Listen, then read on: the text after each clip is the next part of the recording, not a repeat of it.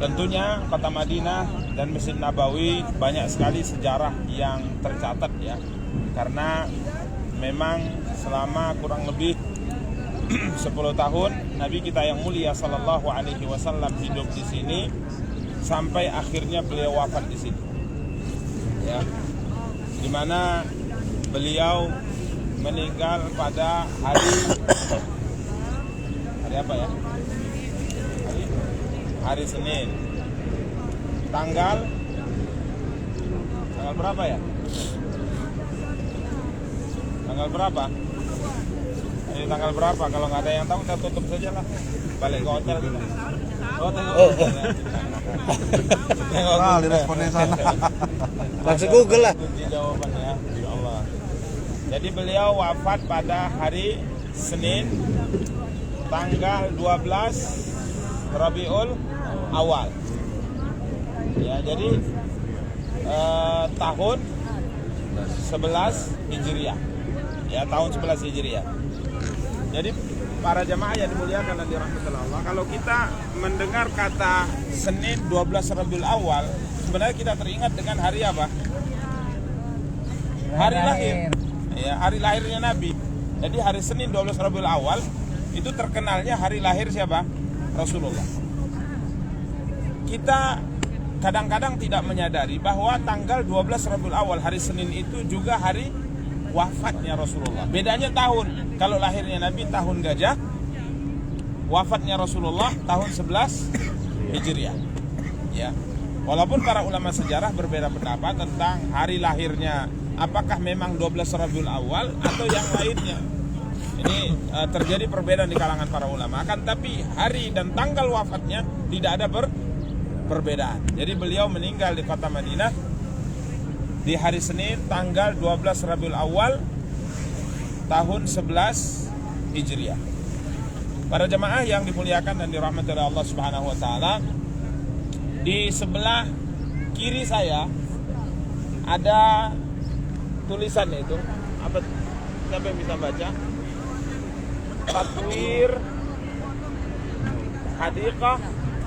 Tatwiru hadiqati Saqifah Bani Sa'idah. Ya, tadwir artinya pengembangan ya, proyek pembangunan kebun Saqifah Bani Sa'idah.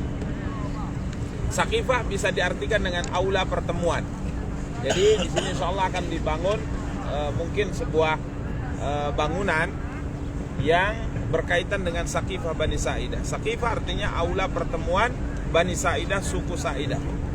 Di sini yang kita akan jelaskan salah satu di antara tempat bersejarah di sekitar Masjid Nabawi adalah Saqifah Bani Sa'idah.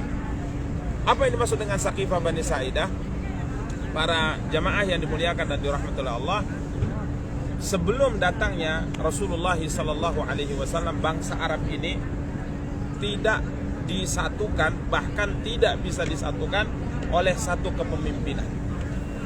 Setiap suku, setiap kabilah menganggap dialah yang lebih hebat, dialah yang lebih mulia, dialah yang lebih pantas untuk mengatur suku-suku yang lain.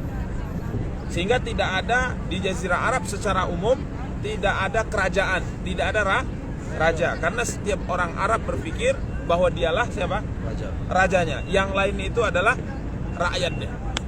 Sehingga masa jahiliyah adalah masa yang terjadi banyak pembunuhan, terjadi banyak permusuhan, terjadi banyak pertengkaran karena memang mereka tidak disatukan dengan satu pemerintahan.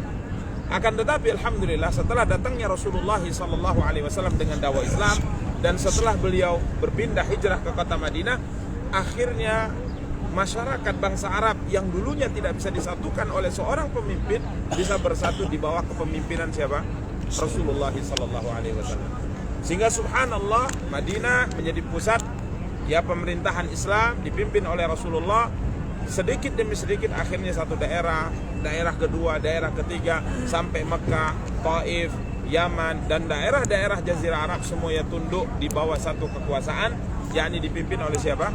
Rasulullah SAW. Ini hal yang hampir tidak bisa dibayangkan, belum pernah terfikirkan di kalangan bangsa Arab bersatu di bawah satu kepemimpinan. Ya, mungkin ratusan tahun, ribuan tahun sudah, mereka tidak bisa disatukan di bawah satu kepemimpinan. Namun di zaman Rasulullah dengan kehendak Allah, kemudian dari Allah, semuanya bersatu di bawah kepemimpinan siapa? Rasulullah sallallahu alaihi wasallam. Qaddar Allah, sebagaimana Allah takdirkan setiap manusia, yang namanya manusia tidak ada hidup kekal, dan itu juga berlaku pada diri siapa? Rasulullah sallallahu alaihi wasallam. Sehingga di akhir hayatnya, setelah beliau melaksanakan haji wada tahun 10 Hijriah di bulan Dzulhijjah, sebelum itu beliau sudah menerima surat Al-Fatah, ya, surat An-Nasr, di mana dalam surat tersebut ada isyarat bahwa ajal beliau telah dekat. Karenanya para jamaah yang dimuliakan dan dirahmati Allah, tatkala beliau melaksanakan ibadah haji tahun 10 Hijriah, beliau sudah memberikan pesan-pesan mengisyaratkan bahwa beliau akan meninggal. Ya, karenanya haji itu, haji tahun 10 Hijriah dikenal dalam sejarah dengan sebutan haji wada, haji perpisahan. Karena banyak sekali Rasulullah SAW mengucapkan kata-kata perpisahan di saat beliau melaksanakan ibadah haji tersebut. Kemudian beliau pulang ke Madinah dan beliau menetap di sini bulan 1, yakni bulan Muharram. Kemudian setelah bulan Muharram bulan apa? Bulan Safar. Kemudian setelah bulan Safar, Rabiul Awal. Baik. Di akhir-akhir bulan Safar, beliau sudah merasa gak enak badannya, sudah mulai meriang, sudah mulai terasa demam. Pernah disebutkan setelah beliau mengantarkan jenazah di perkuburan Baqi, beliau pulang, masuk ke rumah Aisyah, kemudian beliau berkata, Ra'sa, beliau mengatakan, Aisyah, istriku, sakit sekali kepala saya. Aisyah kala itu juga sedang sakit. Maka Aisyah mengatakan, wa ra'sa, kata Aisyah, saya juga lagi sakit kepala, kata Aisyah. Maka Rasulullah kala itu bersabda, Rasulullah sallallahu alaihi wasallam kala itu bersabda kepada Aisyah, apa yang membuat kau khawatir? Kalaupun kau sakit wahai Aisyah dan engkau meninggal, aku akan memandikan engkau, aku sendiri yang akan mengkafani engkau, dan aku akan menyolati engkau. Maka Aisyah yang sedang sakit kepalanya kala itu berkata, ya, beliau sedang sakit, kala itu berkata, iyalah, nanti setelah aku meninggal pasti kau akan nikah lagi. Setelah saya meninggal pasti kau akan nikah lagi. Sudah terbayang di benak saya, nanti setelah saya meninggal kau kafani saya, kau solati, kau kuburkan, setelahnya kau akan apa? Menikah. Tapi Nabi SAW tidak apa? Tidak marah. Ya, karena memang ya yang namanya perempuan itu di antara tanda kecintaannya kepada suaminya, dia memiliki sifat apa? Cemburu. Makanya ibu-ibu kalau tidak cemburu kepada suaminya, berarti tidak apa? Tidak sayang dan tidak cinta. Betul tidak? Bahwa bapaknya kok dia takut karena ada istrinya di depannya. Makin dalam lah itu. Ya, makin dalam nih kaji ya. Tapi bukan itu kajian kita. Kalau memang khusus mau itu, ya kita kaji di tempat yang lain. Ya, kuat kali. Kasih lu ikut. Supaya ini ya tidak terlalu tegang sekali ya. Baik, kemudian Rasulullah semakin merasa sakit, demam dan seterusnya, sampai akhirnya benar-benar beliau sakit parah, para jemaah yang dimuliakan dan dirahmati Allah. Ya, sakit beliau semakin hari semakin parah dan terlihat tanda-tanda kematian pada diri Rasulullah sallallahu alaihi wasallam. Sehingga para sahabat kala itu khawatir, ini kalau Rasulullah meninggal, siapa yang akan menggantikan beliau? Khawatirnya sebuah negara yang sudah dibangun oleh Rasulullah, yang watak orang Arab tidak bisa tunduk kepada seorang pemimpin, setelah Nabi meninggal, ya wajar, Nabi adalah Nabi dan Rasul. Kalau beliau meninggal, siapa yang akan memimpin? Pasti nanti takutnya dikhawatirkan bangsa Arab akan kembali seperti masa jahiliyah. Sehingga tatkala beliau sallallahu alaihi wasallam itu berada di penghujung kehidupan, para sahabat sudah khawatir apa yang akan terjadi setelah meninggalnya Rasulullah sallallahu alaihi wasallam. Sampai akhirnya para jamaah yang dimuliakan dan dirahmati Allah, di akhir hayat Rasulullah SAW tidak juga menunjuk siapa pengganti beliau. Hanya saja ada isyarat-isyarat bahwa yang akan menggantikan beliau adalah Abu Bakar radhiyallahu anhu. Seperti misalnya tatkala beliau sudah tidak bisa lagi ke masjid, beliau perintahkan Abu Bakar untuk menjadi apa? Imam, pengganti beliau menjadi imam di Masjid Nabawi. Bahkan beliau bersabda, Allah enggan, orang-orang yang beriman enggan yang akan menjadi pemimpin mereka kecuali Abu Bakar radhiyallahu anhu. Tapi di akhir hayat beliau tidak menulis pesan beliau tidak menunjuk siapapun yang akan menjadi pengganti beliau sallallahu alaihi wasallam setelah beliau meninggal. Akhirnya beliau pun meninggal di waktu duha hari Senin tanggal 12 Rabiul Awal tahun 11 Hijriah. Setelah dipastikan beliau meninggal, para jamaah yang dimuliakan dan dirahmati oleh Allah Subhanahu wa taala, penduduk pribumi orang Ansar, dua kabilah besar yang menerima Nabi dan kaum muslimin, suku Aus dan Khazraj, kala itu berpikir yang berhak memimpin negara Islam sepeninggal Rasulullah, karena ibu kotanya adalah negeri mereka, yakni Madinah, maka yang berhak untuk menggantikan Rasulullah adalah dari mereka, bukan dari kabilah Arab yang lain. Ini orang-orang pribumi berpendapat demikian, dan mereka pun melakukan rapat di Saqifah Bani Sa'idah. Aula pertemuan salah satu di antara suku terkenal Ansar, yakni suku Khazraj Sa'idah. Mereka berkumpul di sini, mereka rapat untuk menunjuk salah satu di antara tokoh mereka bernama Sa'ad bin Ubadah menjadi pengganti siapa? Rasulullah. Karena mereka merasa adalah pribumi. Mereka penduduk lokal, sedangkan yang lainnya datang kemari. Tatkala ini Nabi SAW meninggal, ya, baru meninggal di sana. Jasadnya masih terbujur di rumah Aisyah radhiyallahu taala anha. Sampai tatkala informasi ini sampai ke telinga Abu Bakar, maka Abu Bakar berangkat kemari bersama dengan dua orang temannya. Yang pertama Umar bin Khattab, yang ketiga Abu Ubaidah Amir bin Jarrah. Jadi Abu Bakar berangkat kemari untuk ikut bermusyawarah siapa yang layak menjadi pengganti siapa? Rasulullah. Jadi kalau dibiarkan mereka mau menunjuk Sa'ad bin Ubadah, kabilah yang lain takutnya tidak terima, mereka akan tunjuk pimpinan-pimpinan. Dan kalau seandainya dalam satu negara ada satu atau dua pimpinan, yang terjadi apa? Perang.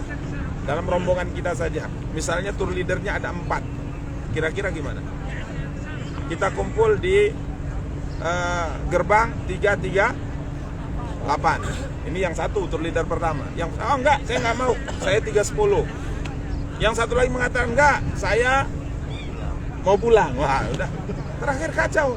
Nah, ini yang dikhawatirkan. Maka Abu Bakar kala itu tahu, ini kalau dibiarkan rapat mereka, kemudian mereka sepakat menunjuk Sa'ad bin Ubadah, yang terjadi adalah perselisihan, bahkan kondisi negara Islam akan kembali seperti masa jahiliyah.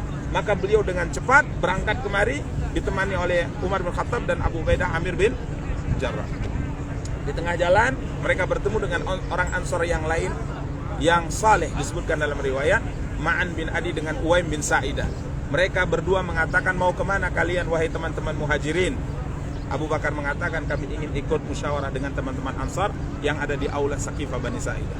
Keduanya mengatakan, tak usah berangkat ke sana, nanti yang terjadi keributan, karena mereka sudah sepakat mengangkat seseorang bernama Sa'ad bin Ubadah radhiyallahu anhu.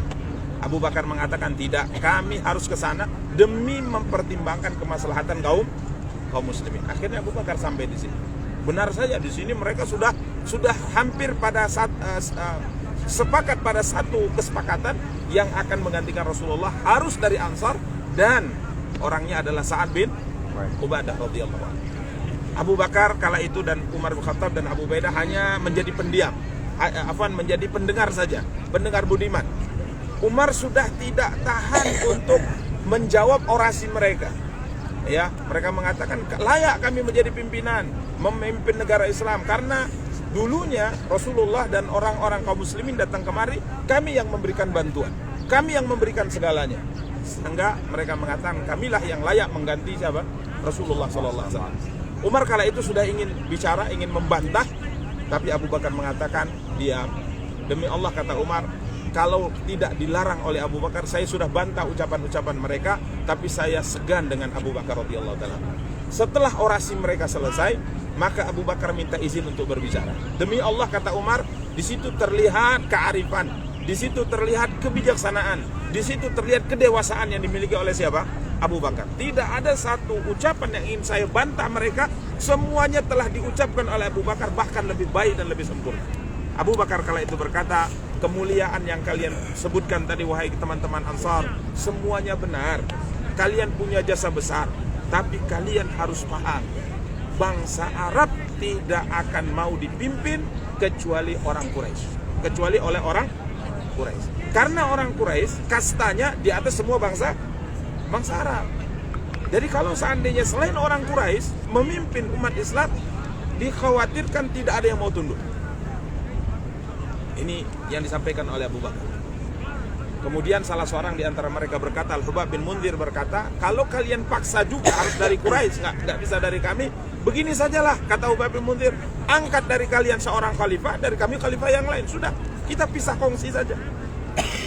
Ya, kala itu Abu Bakar mengatakan, hendaknya kita memperhatikan kemaslahatan kaum muslimin. Tetap saya sampaikan bahwa umat Islam, bangsa Arab tidak mau tunduk kecuali dengan seorang dari orang Quraisy. Karenanya saya berikan kepada kalian pilihan. Di kanan saya ada Umar bin Khattab, di kiri saya ada Abu Ubaidah ibnul Amir bin Jarrah. Silahkan, ini dua-dua ini orang Quraisy, kata Abu Bakar.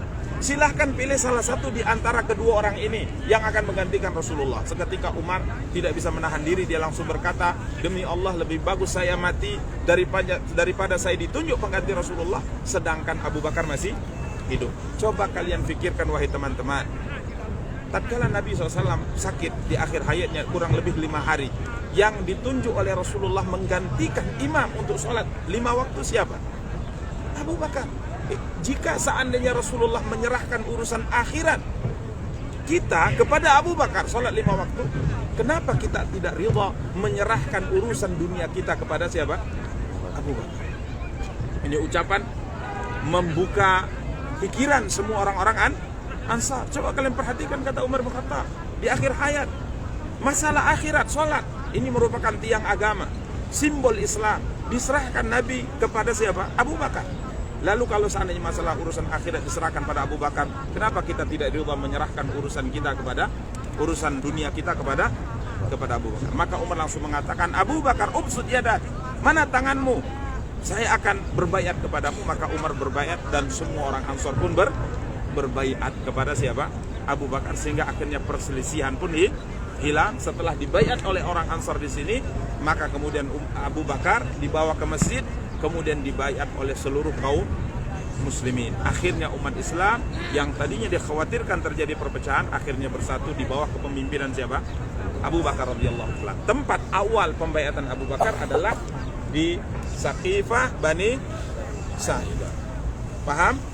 Insya Allah perjalanan kemudian, ya, di grup kemudian jamaah ini sudah bisa menjadi mutawif insya Allah, menjadi ustadz yang menjelaskan tentang Saqifah Bani Sa'idah. Ada pertanyaan? Tidak ada. Kalau tidak ada kita jalan ke tempat yang kedua. Atau mau sini aja? Kita mau ke sana, Masjid Gomama.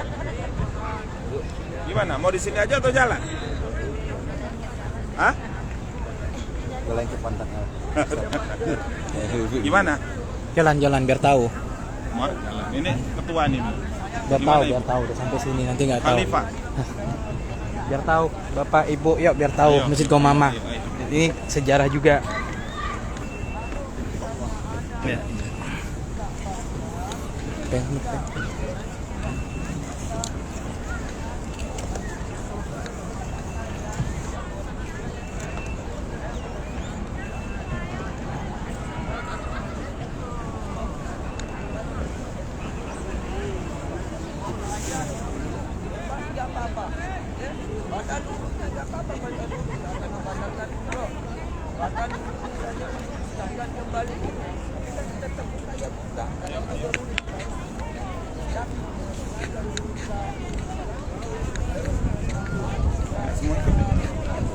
Ikut ah. Oh ini di sini. Iya enggak. Ada Bang Dado yang. Ayo. Maghribnya jam berapa Sat? Apa? Maghribnya Kurang setengah jam lagi. jam lagi ya? Dapat enggak ya? Apa? Nggak dapat. Iya, mepet. Gimana? Sana sebentar aja. Balik lagi. Iya tapi iya Apa? Apa? bisa kan dari sini bisa ya? Bisa sini. Iya lurus. iya bentar aja.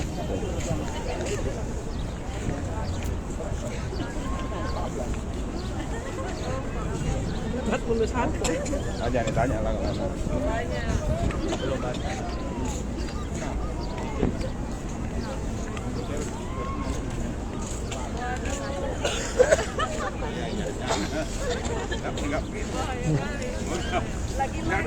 Nggak ada kok, alhamdulillah.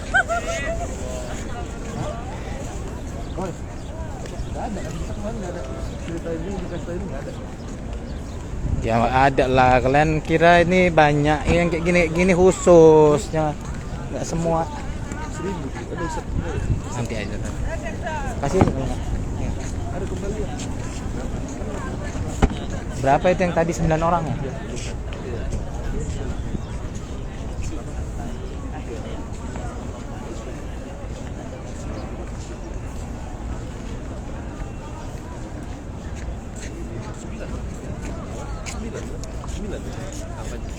Ya, kita habis berapa orang? Kan kemarin 12. Nah, yang dari keluarga saya 9 orang. Karena ada 2 nggak ikut, 14, 2 nggak ikut. Iya, 14, 2 nggak ikut. Kan 12 yang berangkat. Bilang Oh iya. Cuma kan saya, istri sama ibu ya. 9. Berapa harganya? 9 kali 7. 630 Sat. baliknya 370 berarti. Itu sama Sat.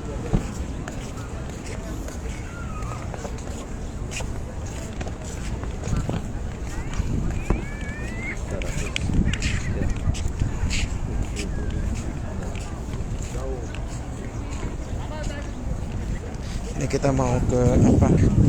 Masjid Komamah. Tadi dari Sakira Bani Saidah, ini sekarang mau Masjid Komamah.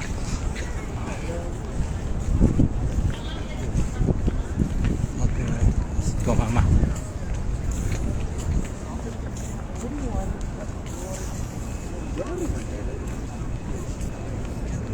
Siapa sana?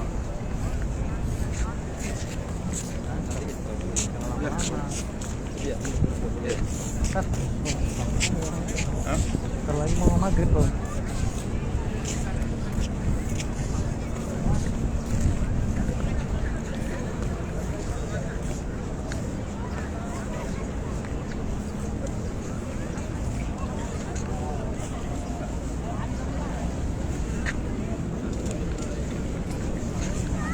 Ayah sana, iya Sat.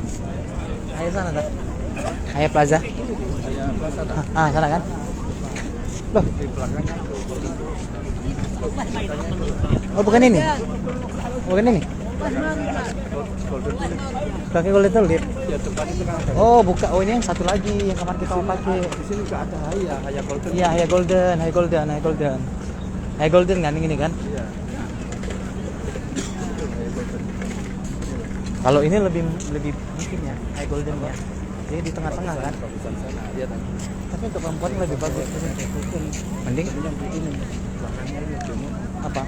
Mana sih? yang kuning Apa tuh? bukan sampingnya, bukan belakangnya. Itu yang kuning itu. Ini bisa mungkin nggak ambil ya. Biar al taqwa ini. Ya saja nggak ambil ya. Pernah saja nggak ambil ya.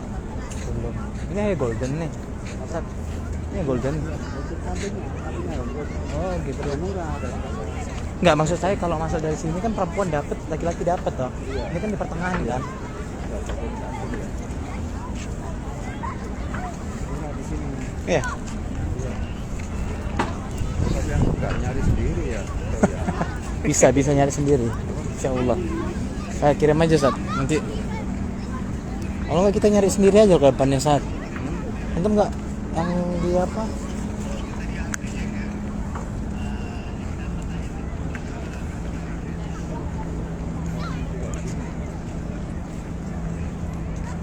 Yang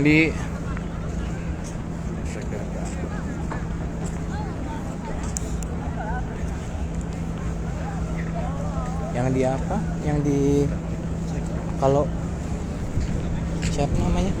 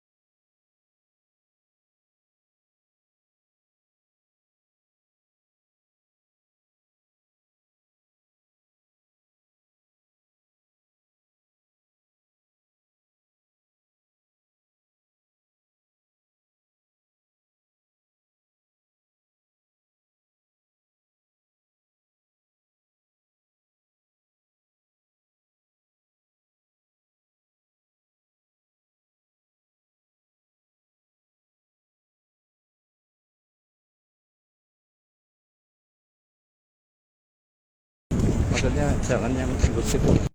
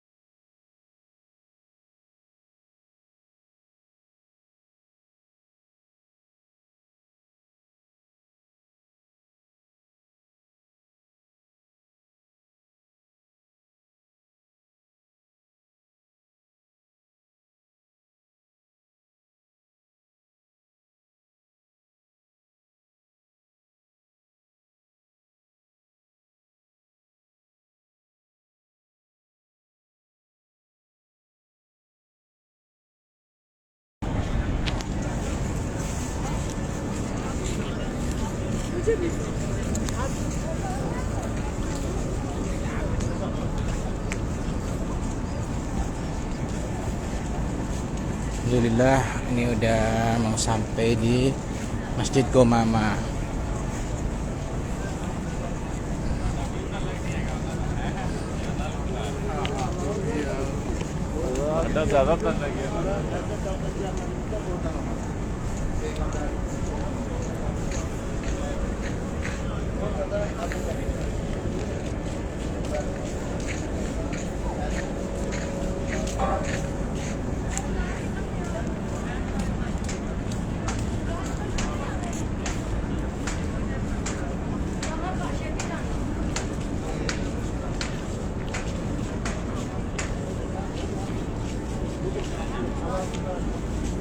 Bukur sok Allah kasih.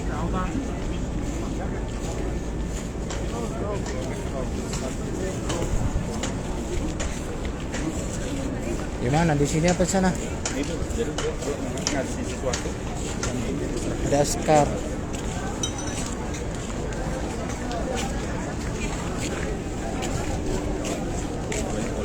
Iya, mau di sini apa? Di situ. Sana deh. Sana balik sana. Mana? Sat, bawa Sat. Ya, Mbak, ikut aja, Bang. Ikut aja dulu. Ya. Ini bentar lagi maghrib, nanti waktunya nggak dapat lagi. Siapa kita ya? Kak Susi.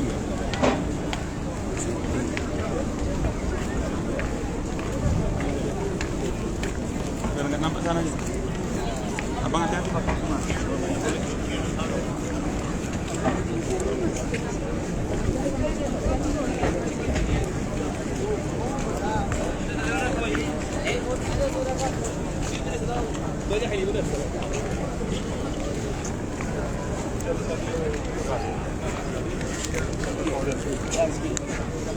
Yang ini, biar ini, biar abang kupas. Kadang memang enggak. Ya. Nggak itu sih kantongnya dulu.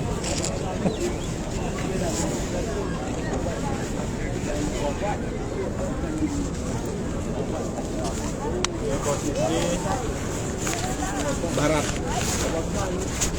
dari Masjid Nabawi. Jadi ini Gharbi istilahnya. Gharbi ya, yang kita Syamalia utara, yang arahnya Gunung Uhud, yang sana Janub. Janub mengarah ke kota Makkah dan mengarah ke Masjid Quba. Jadi jalan Masjid Quba itu pas di sebelah sana. Kalau kita mau jalan, ya lurus saja. Dan kalau nggak sanggup jalan kaki, ada mobil golf yang mengangkut kita sekali jalan 10 riyal. Baik, ini salah satu di antara tempat bersejarah yang ada di kota Madinah. Yang sana itu namanya Masjid Ghamamah. Ya, itu Masjid Ghamamah. Ini Masjid Abu Bakar. Yang sana Masjid Ali bin Abi Thalib. Ya. Ini Ghamamah, ini Abu Bakar. Sana Masjid Ali bin Abi Thalib. Dulu di zaman Rasulullah ini tidak ada masjid. Zaman Rasulullah tidak ada masjid. Ini hanya seperti padang pasir atau lapangan yang biasa dipakai Rasulullah untuk sholat hari raya Idul Adha dan Idul Fitri, dan biasanya kadang-kadang sholat jenazah di sini. Disebutkan bahwa Rasulullah SAW mendapat informasi Raja Najasyi meninggal, maka beliau mengajak para sahabat sholat gaib di sini, ya, di daerah yang berada di posisi barat dari Masjid Nabawi. Kemudian ini bangunan dibangun di masa Umar bin Abdul Aziz, ya, kurang lebih tahun 80-an Hijriah, dibangunlah di sini seperti monumen lah, bahwa ini Masjid Ghamamah yang dulunya tatkala Nabi berkhutbah, beliau berkhutbah di posisi itu. Kenapa disebut dengan Ghamamah? Ghamamah itu gaib, awan. Jadi tatkala Nabi SAW berkhutbah di sana, beliau dinaungi oleh apa? Awan. Jadi tatkala panas, beliau dipayungi oleh awan, sehingga masjid itu dinamakan dengan masjid apa? Ghamamah. Sedangkan Abu Bakar radhiyallahu taala tatkala beliau berkhutbah di salat beliau memilih tempat ini. Tempat ini kemudian dibangunlah monumen namanya Masjid Abu Bakar.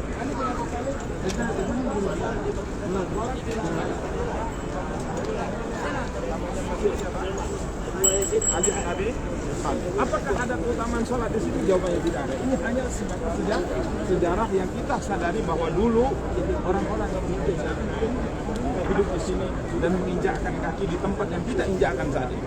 Karenanya kita keliling di sekitar Masjid Nabawi, menumbuhkan kecintaan kita kepada Rasulullah, penghormatan kita kepada beliau, kecintaan kita kepada para sahabat, penghormatan kita kepada para sahabat, mendoakan mereka, berselawat untuk Nabi. Tujuannya hanya satu, agar kita termotivasi menjadikan Nabi dan para sahabat sebagai suri tauladan kita dalam kehidupan. Karena mereka orang-orang yang sudah kembali kepada Allah dan dijamin ada di dalam surga. Karenanya kewajiban bagi kita menjadikan suri tauladan kita. Apa yang kita lakukan? Contoh mereka, misalnya mengerjakan sholat itu kita kerjakan, menutup aurat kita juga harus kerjakan, ya. Jadi kehidupan kita sehari-hari di Masjid Nabawi atau di Madinah dan di Mekah itu kita mencerminkan sebagai seorang muslim dan muslimah sejati.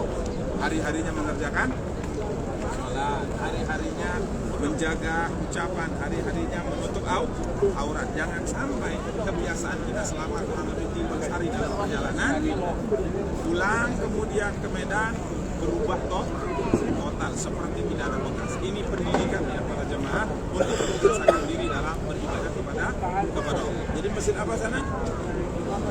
Apa arti Mama?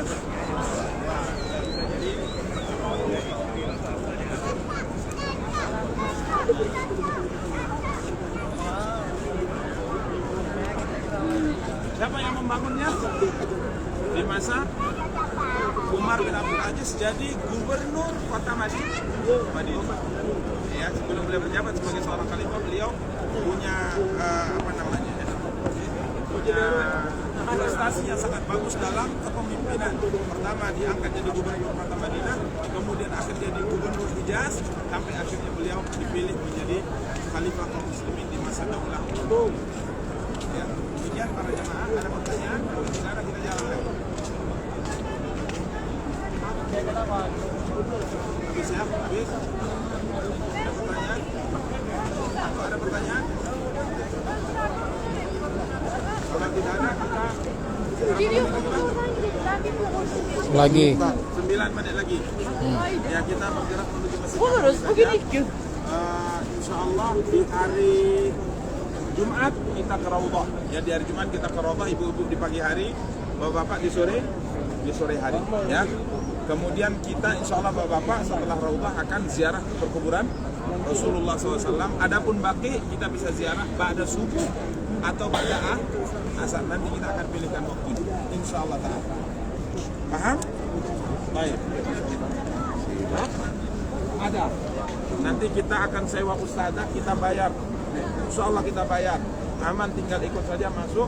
Nanti dipandu, dibimbing dari hotel, diantar dan dikembalikan lagi ke hotel insya Allah ta'ala. Kalau bapak-bapak, insya Allah ada pemandunya. Siapa? Siapa mau jadi pembantu? Oke, ya bismillah. Kita langsung ke masjid ya untuk mengerjakan sholat maghrib.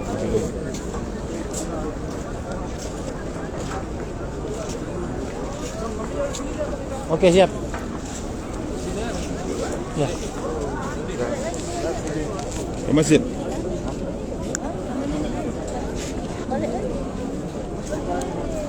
Kemana balik masjid? Kalau ke hotel kemana?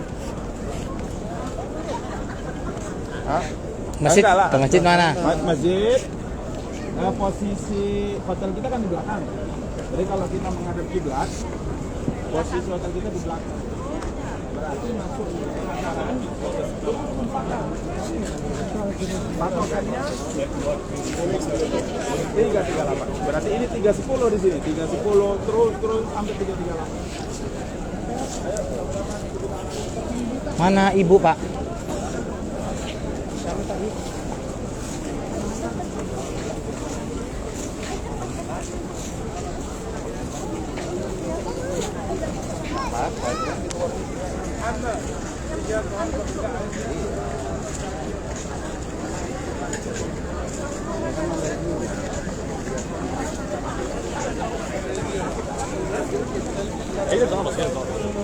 Oke, besok kita lanjut lagi ya, insyaallah. Besok kita ada trip ke Al-Ula, jadi besok kita lanjut lagi live-nya. Udah nampak.